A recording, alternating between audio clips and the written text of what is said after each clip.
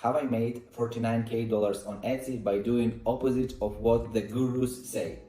My partner and I have been selling on Etsy for 3 years now. And when we launched our first shop, we went through the tons of advice from so-called experts, but actually most of them didn't work. In this video, I'll break down the 8 expert tips that didn't work for us, and I will share with you what really worked. So the first guru advice that we were following to is when you are choosing the niche for your product, use analytic tools like Everbee or eRank and find niches with highest sales volume. We make a brilliant marketing research and we found every single bestseller in our niche. We started with selling nightlights, custom nightlights. We made perfect designs, brilliant photos, and we sat back and started to wait for orders. But nothing happened, and after a few days I was thinking like, what am I doing wrong?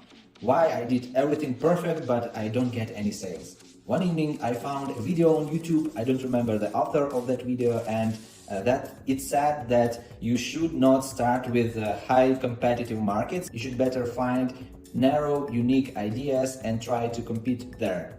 And I was like, sounds good, let's try. I thought that it was a good idea to sell nightlights for hockey players. Narrow niche, there are almost no sales there, and you know what? It worked.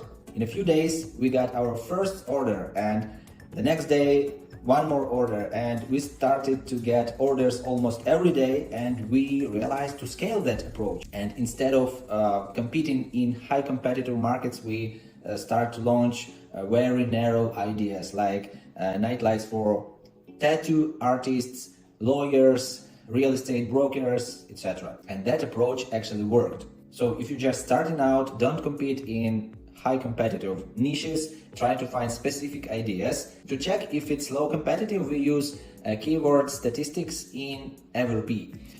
Look at keyword score. The bigger search volume in that keyword and the less competitors there, the higher keyword score is. So you can check it out and find really good ideas to start. The next guru advice that didn't work for us was advice to give more value with better prices. At first we set low prices, and of course conversion of low prices was higher.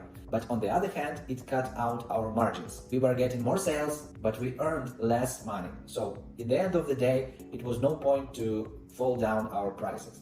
And if you look at many different niches on Etsy, you will see that the top sellers are selling at average prices. And it was surprising for me, because in normal life, when you go to the market, for example, you will buy tomatoes from the seller that gives you the best price, right? But on marketplaces, that rule doesn't work, because marketplaces have their own algorithm, and this algorithm gives more traffic for those sellers who gives more commission to marketplaces. The next thing is number of listings that you should load on your Etsy shop. Some gurus tells you that you should load as many listings as you can. And you might heard that doesn't matter how many listings you load, if your listings are good, if photos are perfect, and if your product is good, it will skyrocket anyway. But actually it didn't work in our case.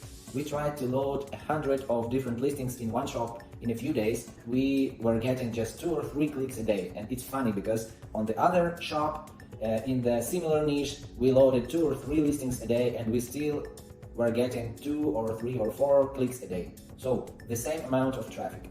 I think Etsy shop is like a stomach. If you feed it 10 meals at one time, it won't work actually. The same way works your Etsy shop. There is no point to overload it by your listings. And if you have a lot of different designs, maybe you have a team of designers or AI instruments like we do, and we can produce hundreds of different designs and photos per day. And there is no point to waste those listings by overloading our Etsy shops, because it works against the algorithm of Etsy. Of course, it depends on the niche, and maybe in some niches it will work. And we tried it in different niches, in different shops, and it didn't work nowhere. By the way, if you need help with creating listings, email me under this video, you will get the contact and maybe I will help you.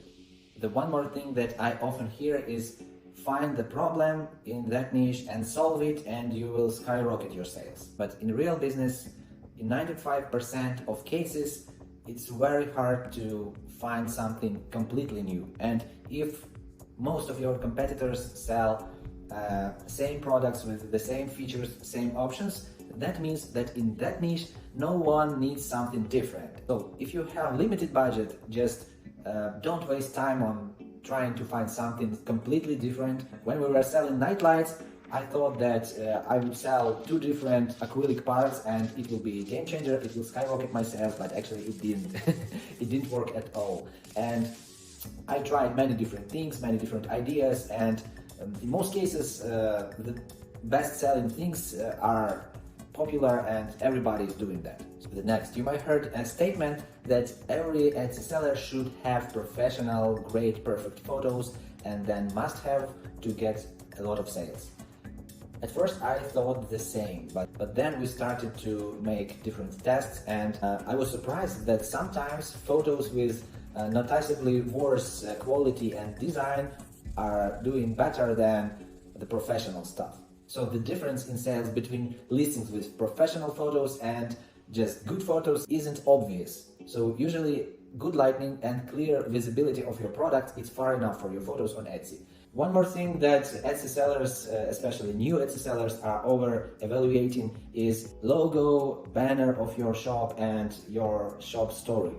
Unless you are a big brand, actually almost no one cares about your story. And again, we try different approaches and sometimes shops with know about us story did better than shops with great banners, logos and about stories. So I'm not telling you that you shouldn't make your shop story, you should, but you should not spend too much time on this. So when you're starting out, just spend more time with your listings, photos, designs and keywords, ideas, and it's much more important than banner of your shop, your logo or your story.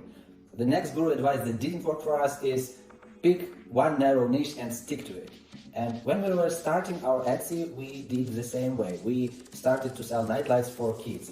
But then we thought, why don't try something else? And we add some nightlights for car lovers, for weddings, for professionals, etc. And they were selling too. So I think when you are starting out, you don't have to limit yourself, and it's very hard to pick up a niche when you are starting because you don't know what will sell best for you. So much better is to start from different products, different niches, test them, and then niche down when you are sure what are you going to sell in the future, and then focus on it. I hope you enjoyed these 8 tips that didn't work for us. Subscribe and see you in the next video.